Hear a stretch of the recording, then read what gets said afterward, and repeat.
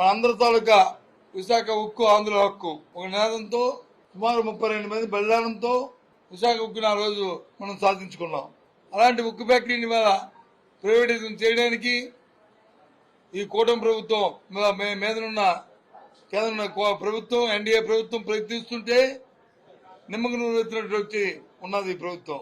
ఆ రోజు గొప్పగా చెప్పారే, నిరాదరణ చేశారే, కొందరు ఎమ్మెల్యేలు అయితే రాజీనామాలు చేశారే.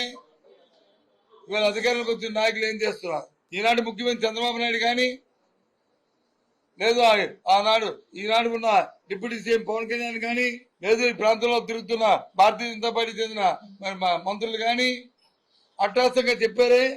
ఆ రోజు పెద్ద పెద్ద మాట్లాడారే. ఈ రోజు ఎందుకు ఏమయ్యాయి మీ తాలూకా నోరులు?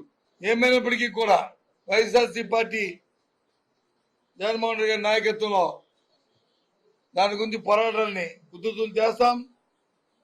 మాతో కలిసి వచ్చిన ఎవరినైనా అందరినీ కలుపుకుంటాం.